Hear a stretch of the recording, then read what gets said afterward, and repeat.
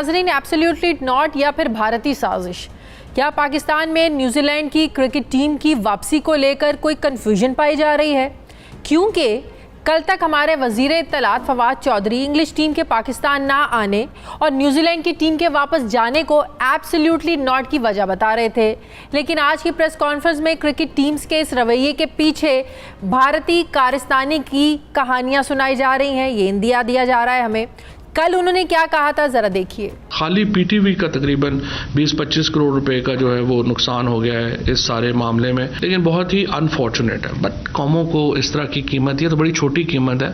آپ کو اگر اپنا سر اونچا رکھنا ہے تو اس کے لیے پھر اس کی قیمت ہوتی ہے، اور قومیں اپنی قیمت ادا کرتی ہیں، اور میرا یہ خیال ہے کہ پاکستان کی قوم بھی تیار ہے اور کسی بھی چیلنج سے نمٹنے کے لیے، اور اگر آپ ایبسلوٹلی ناٹ کہیں گے تو پھر اس کی قیمت ہے وہ آپ کو ادا کرنی پڑتی ہے۔ کیوں نیوزی لینڈ کی ٹیم اس نتیجے پہ پہنچی کہ انہیں دورہ ختم کر دینا چاہیے؟ ایک ای میل آئی ڈی جنریٹ کی گئی حمزہ آفریدی کے نام سے، اس کے 15 منٹ کے بعد اسی ای میل آئی ڈی سے یہ نیوزی لینڈ کی ٹیم کو تھریٹ جنریٹ کیا گیا، اور یہ جو ای میل آئی ڈی ہے یہ ہندوستان سے وی پی این کے ذریعے کی گئی فالس تھریٹ تھی، جس کے اوپر ہوا کیا گیا، اور یہ سارا تھریٹ جو ہے یہ انڈیا سے جو ہے جنریٹ ہوا۔ ناظرین اب یہ وزیر اطلاعات کی کنفیوژن ہے یا پھر امیچور انفارمیشن پر لفاظی کا نتیجہ ہے، لیکن یہ حقیقت ہے کہ بین الاقوامی میڈیا میں ہمارے یہ دونوں موقف ریکارڈ پر چلے گئے ہیں، جس سے شاید پاکستان کا موقف کمزور ہوا ہے، کیونکہ ایبسلیوٹلی ناٹ کا تعلق تو امریکہ سے ہے، جو وزیر اعظم عمران خان نے ایک امریکی ویب چینل کے سوال پر کہا تھا۔ جب ان سے افغانستان کے لیے امریکہ کو ہوائی اڈے دینے کے بارے میں پوچھا گیا تو انہوں نے جواباً ایبسلیوٹلی ناٹ کہہ کر سخت موقف اپنایا۔ اب یہ ایبسلیوٹلی ناٹ تو صرف امریکہ یا ہوائی اڈوں تک ہی محدود تھا، لیکن فواد چودھری نے اسے کرکٹ کے ساتھ بھی کل جوڑ دیا۔ لیکن آج جو ای میل کا ٹریک کیا تو یہ پتہ چلا کہ وہ بھارت کے شہر ممبئی سے کی گئی، اور وی پی این کا سہارا لے کر اسے سنگاپور سے ظاہر کیا گیا۔ ای میل پر تھریٹ کرنے کے خلاف ایک ایف آئی آر بھی درج کر لی گئی ہے۔ اب آئی سی سی میں کس موقف کے ساتھ جائیں گے؟ کیا یہ خدشات دور کرنے کی ضرورت ہے، یا پھر جارحانہ پالیسی اپنا کر ہمیں بھی ان ممالک میں جا کر نہیں کھیلنا چاہیے؟ اسی پہ بات کرنے کے لیے ناظرین مجھے جوائن کریں سابق چیئرمین پی سی بی خالد محمود صاحب۔ السلام علیکم، بہت بہت شکریہ خالد محمود صاحب آپ کا۔ خالد محمود صاحب، نیوزی لینڈ کی ٹیم کا آ کر واپس جانا، پھر انگلینڈ کی ٹیم کا آنے سے انکار کرنا، وجوہات بتانا کہ سیکیورٹی خدشات، پاکستان بارہا اس پر یہ اپنا کہہ چکا کہ سیکیورٹی خدشات بالکل نہیں تھے۔ آپ بھی پی سی بی کے چیئرمین رہ چکے ہیں، کیا یہ کرکٹ میں کوئی اب لگ رہا ہے کوئی اینٹی پاکستان بلاک بن رہا ہے پاکستان کو کرکٹ سے دور رکھنے کے لیے؟ جی، آپ کا خدشہ جو ہے اور آپ کا اندازہ بالکل مجھے ٹھیک لگتا ہے۔ اینٹی پاکستان بلاک تو نہیں ہم یہ کہیں گے، کیونکہ بلاک تو ایک بہت مضبوط پہلے سے ہی آئی سی سی میں موجود ہے، اور اس بلاک کے جو 3 بڑے بدنام ممبر ہیں وہ ہیں انگلینڈ، آسٹریلیا اور انڈیا۔ اور یاد رہے کہ یہ وہی 3 ممبر ہیں جنہوں نے بگ 3 کا فارمولا پیش کیا تھا کہ چونکہ ہمارے ملکوں سے زیادہ پیسہ بنتا ہے اس لیے سب کچھ عمل دخل ہمارا ہونا چاہیے۔ اس کی کچھ مخالفت بھی ہوئی، لیکن بدقسمتی سے وہ فارمولا جو ہے وہ چل رہا ہے۔ آئی سی سی پہ پورا ان کا مکمل قبضہ ہے اور وہ حاوی ہیں ہر معاملے میں، تو وہ بلاک تو ایک طاقتور موجود ہے۔ پاکستان اس کا کبھی بھی حصہ نہیں تھا، لیکن پاکستان کے ساتھ اس قسم کا معاملہ بھی پاکستان حصہ تو نہیں تھا، لیکن پاکستان پر ان کی سیاست کا اثر ضرور ہو رہا ہے جو اب ہمیں نظر آ رہا ہے۔ تو اس رویے کو لے کر پاکستانی کرکٹ آگے کیسے بڑھ سکتی ہے، پھل پھول سکتی ہے؟ جی، میں اسی رویے کا اگر اجازت دیں تو 2-4 فکرے بول دوں۔ بات یہ ہے کہ وہ جب سے ہندوستان میں مودی کی حکومت آئی ہے، اور مودی صاحب وہ ہیں وہ جو کہ گجرات میں جنہوں نے ہزاروں نہتے بے گناہ اور معصوم مسلمانوں کا قتل عام کیا تھا، تو یہ وہ صاحب ہیں جو اس وقت دلی کے تخت پہ براجمان ہیں، اور ان کی اور ان کے جو ساتھی ہیں ان کی جو ذہنیت ہے وہ ہندوتوا والی ہے، اور ان کی سوچ یہی ہے کہ ہندوستان صرف ہندوؤں کے لیے، باقی کسی کو وہاں نہیں ہونا چاہیے۔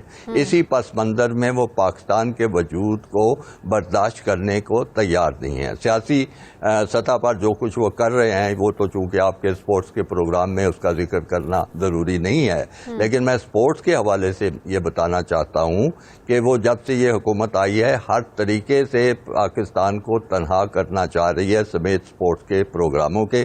آپ نے دیکھا ہوگا کہ پاکستان اور ہندوستان کی آپس میں دو طرفہ جو سیریز ہوتی تھی وہ بڑی مقبول سیریز ہوتی تھی, بڑے دلچسپ مقابلے ہوتے تھے, زوردار مقابلے ہوتے تھے, وہ سارے ختم کر دیے ہیں. انہوں نے بالکل انکار کر دیا کہ پاکستان کے ساتھ ہم کہیں نہیں کھیلیں گے.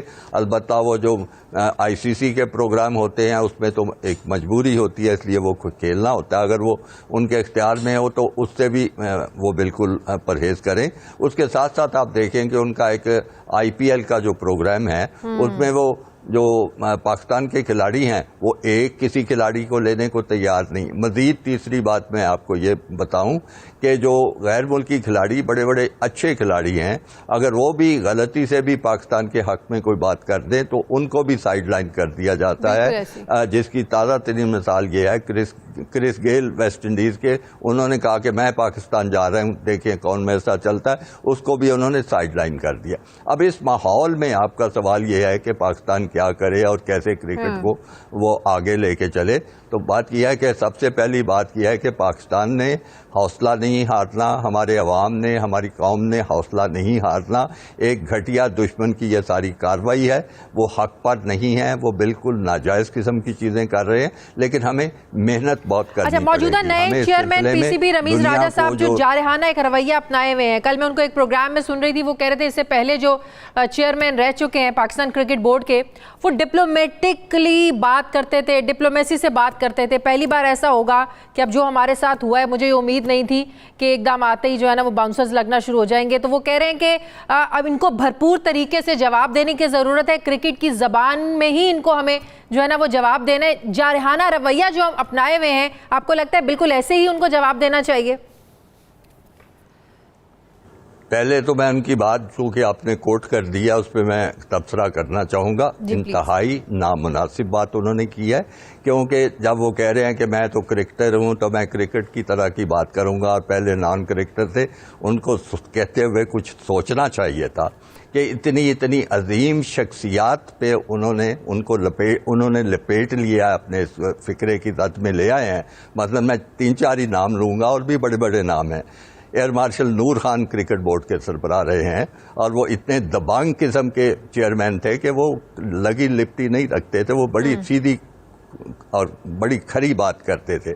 لیفٹیننٹ جنرل زاہد علی اکبر تھے جن کے زمانے میں 92 میں انہی لوگوں نے ورلڈ کپ جیتا. انہوں نے ٹیم ایسی بنائی, ان کو ایسی سہولتیں بنائیں, بڑے زوردار فیصلے کرتے تھے, بڑی کھلی بات کرتے تھے. میں 92 کے ٹور میں انگلینڈ میں تھا مینیجر, اور ہمارے انگلینڈ سے کئی جھگڑے ہوئے. جس انداز میں وہ بات کرتے تھے, انگریزی میڈیا نے لکھا کہ the general of Pakistan speaks to the MCC and the ICC as a general would speak to a colonel. اس قسم کے وہ دبنگ بات کرنے والے لوگ. اور بھی بڑے جسٹس کارنیلیس اس کے سربراہ رہے ہیں. مجھے بڑا افسوس ہوا ہے, یہ بڑا نامناسب بات انہوں نے کی ہے. بہرحال میں ان کے جارحانہ رویے کی بات کرنا, کیونکہ ایک دوسرا ملک جو ہے نیوزی لینڈ, انہوں نے ہم پہ ایک تہمت لگائی ہے, ہم پہ ایک الزام لگایا ہے, ہمیں ایک قسم کی گالی دے کے گئے ہیں ہمارے ملک سے آ کے, ہماری میزبانی کا پورا فائدہ اٹھا کے, اور ٹیم واپس لے گئے ہیں یہ کہہ کے کہ ہمارے سیکیورٹی کے معاملہ ٹھیک نہیں ہے. اب ہم نے جارحانہ رویہ اس حد تک تو ضرور اختیار کرنا ہے کہ ہم نے ان کو مجبور کرنا ہے کہ وہ بتائیں کہ کیا بنیاد ہے جس پہ انہوں نے کیا ہے, کیا ان کے پاس ایویڈنس ہے, کیا ان کے پاس شہادت ہے. اور اگر وہ سفارتی سطح پہ نہیں بتاتے یا کرکٹ کے بورڈ کو نہیں بتاتے تو ہمیں قانونی طور پہ ان کے خلاف کارروائی کریں. اس حد تک تو درست ہے, لیکن کچھ لوگ جذبات میں آ کے کہہ رہے ہیں کہ ہمیں تو کھیلنا ہی نہیں چاہیے, نہ انگلینڈ جا کر کھیلنا چاہیے, نہ نیوزی لینڈ جا کر کھیلنا چاہیے. پھر رمیز راجہ صاحب یہ کہتے ہیں کہ اب ہم اپنی ٹرمز اینڈ کنڈیشن پر, اگلی بار بھی انہوں نے آنا ہے, یہ ٹورنامنٹ تو چل رہے ہیں, ہم پھر دیکھیں گے ہمیں اپنی کون سی ٹرمز اینڈ کنڈیشنز دیکھ کر ان کو اپنے پاس بلانا یا ان کے ساتھ کرکٹ کھیلنی ہے. وہ جی ہاں, وہ بھی دیکھیں گے تو باقی ساری قوم بھی دیکھے گی, اور ہم لوگ جو کرکٹ اتنی عمر چلاتے رہے ہیں اور اس میں رہے ہیں, ہم بھی دیکھیں گے کہ وہ کون سی ٹرمز اپنی منوا لیں گے. بات یہ ہے کہ اس کے لیے آپ کو پہلے کچھ محنت کرنی ہوتی ہے, کچھ لابی کرنی ہوتی ہے, کچھ لوگوں کو اپنا ہم خیال بنانا پڑتا ہے. اگر آپ اپنے तीन चार वो बड़े मुल्क छोड़ दें, अगर आप श्रीलंका को भी नहीं अपना हम ख्याल बना सकते, बांग्लादेश को भी नहीं बना सकते, आप जिम्बाब्वे को भी नहीं बना सकते, तो कौन सी आप टर्म्स पे देखेंगे खेलेंगे उनके साथ? आपने कुछ तो अपने साथ लोगों को मिलाना है, सही। उसके लिए आप क्यों